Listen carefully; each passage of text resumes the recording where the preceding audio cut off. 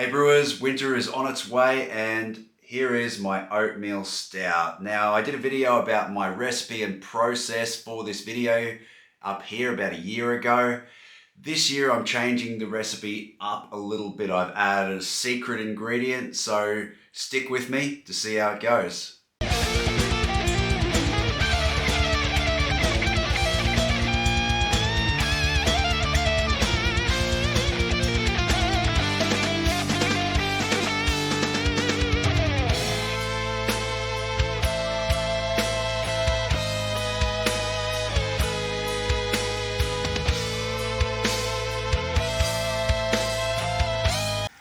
So we're going to begin with 3, maybe 3.5 kilos of Maris Otter as our base malt. That's going to provide a rich, biscuity, malty base to give you that real English style flavour. Next we're going to use 500 grams of biscuit oats. These are Hoppy Days special blend. They're designed to give you a rich, nutty, roasty flavour, so hopefully that'll give something special to the finished beer. Next we're going to start layering in some crystal malts, and instead of a light crystal here I've chosen some Gladfield toffee malt. You'll notice they've seen these before.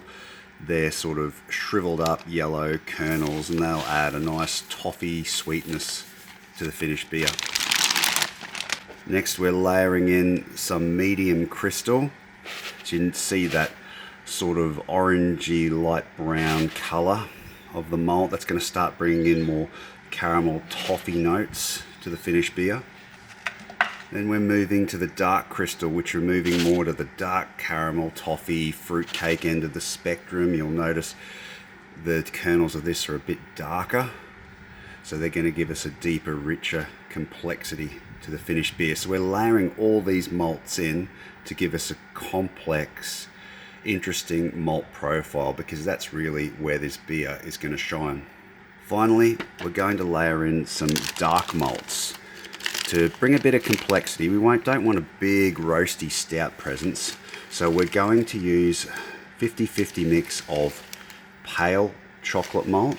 You can notice that's not as dark as the darker chocolate malts. And we're also going to add in some Eclipse roasted wheat malt.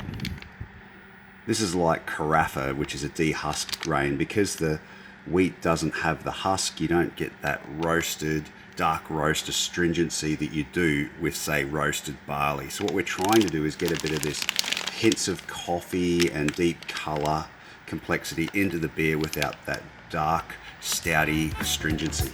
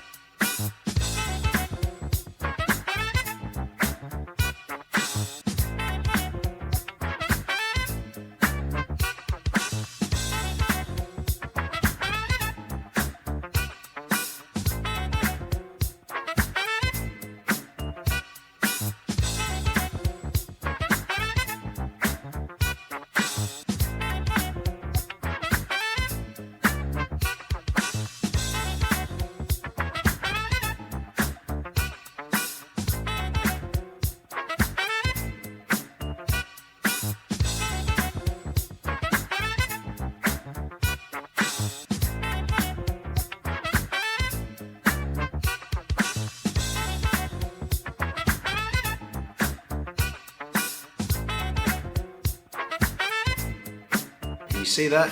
Let's hold that up, see if you can see that. 1043 is our final gravity. So We've ended up really on that lower border of the Oatmeal Stout, which is fine. I'm happy to have a full flavour, low alcohol beer. And finally, I fermented this beer with Nottingham yeast at 16 degrees Celsius. And there's the finished product. Beautiful, very dark brown with a tan head. Appearance looks just as it should, so let's dive in and have a smell. So it's different, it's definitely different. In this version, well, let me talk about this beer and then I'll talk about the differences. Treacle, licorice, hints of coffee, and there's a few fruity esters floating about in there as well. Dark caramel, maybe even some burnt caramel. All right, let's dive in for a taste.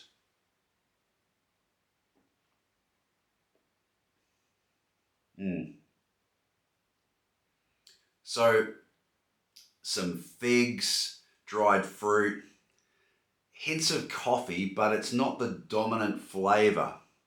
There's more of this burnt caramel treacle.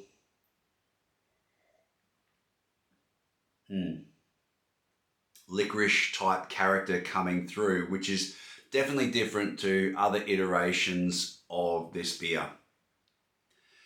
The last recipe that I did, or a normal recipe, it's got a smoother, softer character with just a hint of chocolate, maybe even, just a hint of coffee, maybe even some coffee cream character. But this one's got a lot more going on. So that biscuit malt has brought a lot to the table.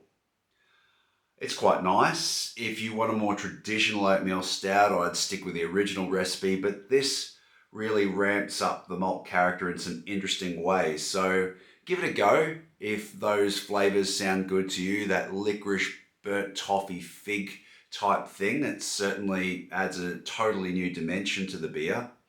And if you haven't seen that video yet, then check out the video up here where I go through my recipe and process for a more traditional oatmeal stout.